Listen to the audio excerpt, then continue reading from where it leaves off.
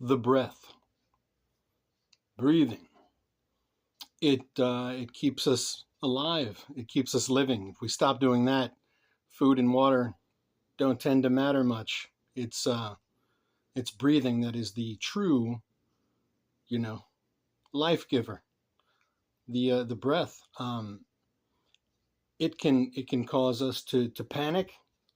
If we breathe too quickly, it can help us relax. If we breathe slow and steady. Um, However, when it's coming from a source beyond oneself and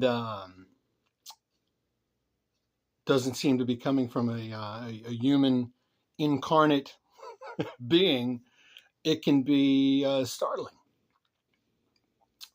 I have two stories to tell in this particular video. One is a story that I alluded to. I guess that I alluded to both of them in my last video. Uh, my last video was the first thing I ever experienced that was strange, paranormal, if you will. Uh, this is going to be the first thing that I ever heard about. And it's also going to be the story that prompted my mother to tell me this story at 14 years old. And the strange thing is, I had had a lot of weird things happen up to the point of 14 years old. It wasn't until this particular day, when I told my mom what happened on this day, she decided to. I remember she asked, she said, "Did I ever tell you what happened?" And the weird thing, I try to, my mother has passed now, and so I can't ask her specifics like this right now. But I remember, I feel like I remember when she asked me this, she said, "This happened when you were 2." And in my head for a long time, I had this narrative that it was when I was 2. And then a few years before she died, we talked about this, and she said, "No, you weren't 2, you were 4." And I don't know if I was actually 2 and she was just getting old and saying I was 4, or if I was actually 4 and she misspoke or I misheard when she said I was 2 when I was 14. Either way, I was either 2 or 4. Um, I'll tell the first what prompted my mother to tell me the first story first, which is this happened when I was 14 years old. I'm jumping past a few things um, in the the order of what happened, at least in my head. But I kind of did that anyway in the last video. So when I was 14 years old, my mother, it was my first year of high school. I was in ninth grade. My mother used to take both my brothers to school earlier. I had to be at school a little later, and so I would walk to school.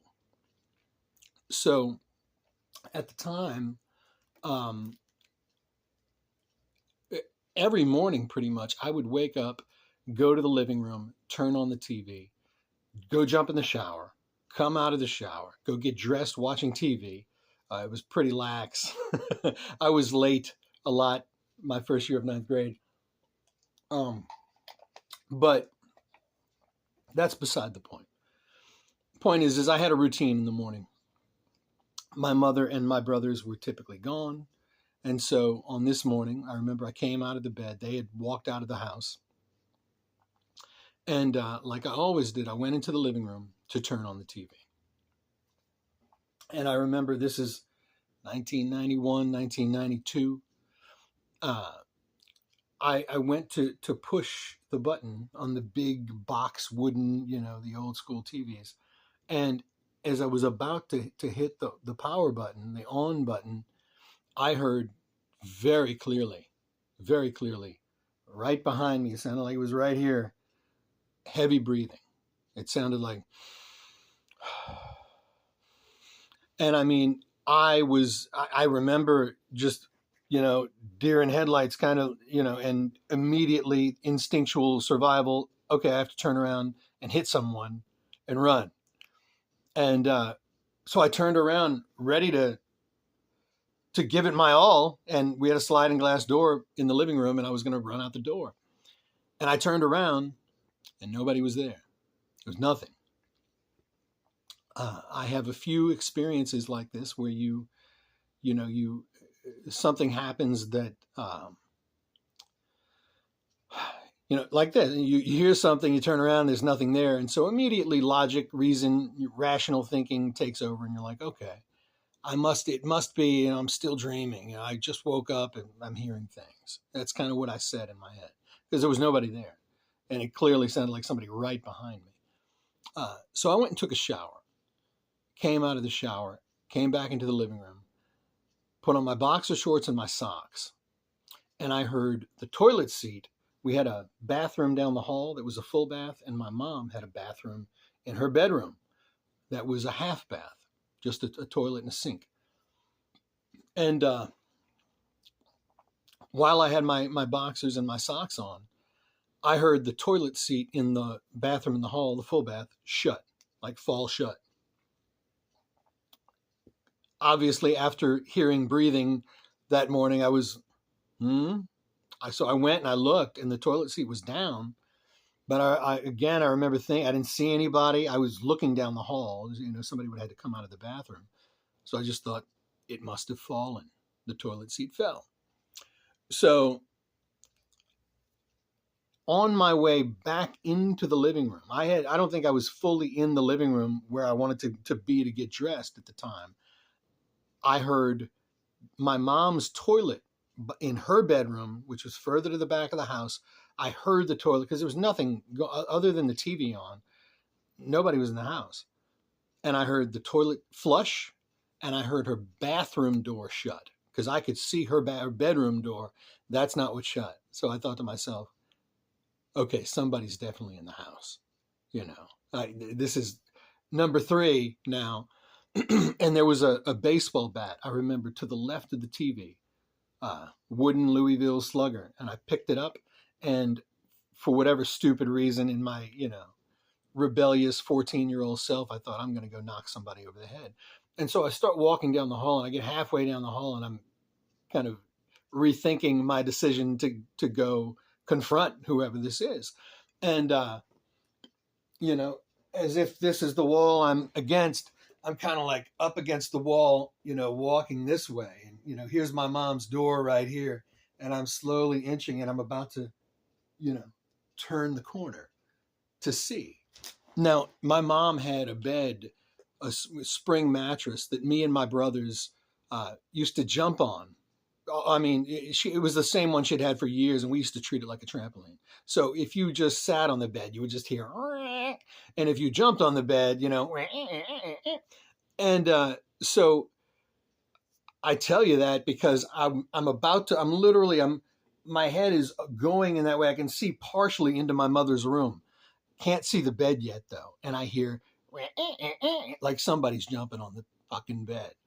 And I remember running down the hall. I ran out the back, the sliding glass door in the back, and I'm holding a bat in boxer shorts and socks, screaming into my house, "Come on, motherfucker, I hear you, come on."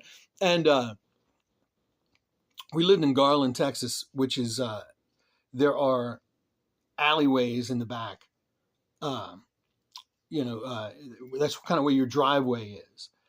And I remember screaming into the house and looking to my right, and the guy next door was like, I guess he just started his car or he was warming up his engine, and he was getting out of his car. I heard him shut the door, and I looked at him, and he just kind of looked at me and just kind of like shook his head and walked inside like, what is this guy doing? Anyway, I had if you walked right into the door, through the sliding glass door to my left, we had a cordless phone. I remember reaching in carefully and looking and grabbing the cordless phone. And I called my friend Eric, whose father, he lived 2 blocks away, and his dad had, cases in the living room with rifles. He had guns all over the place. And I remember I called him and his dad to come over. They came over with a gun, with a rifle, and I had to go open the front door for them. This kind of harkens back to my last story where there was a lock situation that there's no way it could have been locked if somebody was in the house. Um, I had to unlock the chain on the front door, so nobody had gone out. No, they couldn't have locked the chain behind them. I unlocked the chain. They came in the house with the gun. Same situation. We checked every possible exit to this house, every lock on every window. Nobody was in this house. Nobody was in the house. And all the things I heard, granted, these are things that I heard by myself, so you could surmise that I'm crazy. However, my friend Eric, me and him came back to my house after school that day. And when we got to my house, the oven buzzer was going on. It would go. We had an oven buzzer that would, until you turned it off, it would buzz. And that thing was buzzing, and I never turned the oven on that morning. Never happened. My mom, nobody turned the oven on. Anyway, so that was a rather startling experience. But again, no one was harmed, just enough to make you go, what's going on? So when my mom came home, I told her everything that happened. And this is the moment that my mother looked at me and said, "Did I ever tell you what happened?" I think she said when I was 2, but it might have been when I was 4. Either way, I know the reason now that she asked me this, because I had never had an experience. I had told her about experiences, and we had experiences further into the future. But the fact of the matter, I had never had an experience where I heard breathing. And that's what I know incited her decision to tell me this story. And she told me she never wanted to tell me this story because she didn't want to freak me out. And I was already hearing and seeing things. But she said, when I was young, I came to her in the middle of the night and I told her I heard someone breathing in my closet. She woke up, walked me back into my room with the intention of showing me that there was nobody in my closet, that I was just having a bad dream or something. And she was going to put me back to bed. So we go into my bedroom, and she said she got up to the closet and she heard clearly heavy. She said it sounded like a big man breathing behind the door. And we walked, I had a door in my bedroom. It was like a little duplex we used to live in. There was a door that went to her bedroom from my bedroom, and there was another door that went out to the kitchen dining area. I remember she said we went through that door. She grabbed a knife and she came back in and said, listened again, and she heard it again. It was clearly somebody breathing in the closet. And she said she opened the door with the intent of killing whoever was in her son's closet.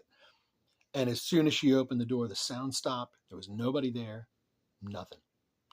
And she said it was so real that she moved clothing around and was searching in the closet to see if there was like another, like an entrance in or out that somebody could have gone through, because she was sure she heard someone. So there's 2 more, whether you want to call them ghost stories. I'm gonna move, as I move through these stories, I'm going to elaborate on the possibilities of what these things could be. Are they ghosts? Are they other things? Is it an interdimensional thing? Are we all crazy? You could be suspicious of the fact that we're crazy, but even if I've told people a few of my stories, and I've had the question posed: were you on acid? Were you on psychedelics? And even if you were, some of these stories that I've experienced with other people, the idea that you're having a dual hallucination, that me and my mom were both hearing breathing in the closet, and we weren't on drugs. You know what I mean? So, yeah, these are interesting stories, which is why I'm sharing them. And I guess that's that for now. I'm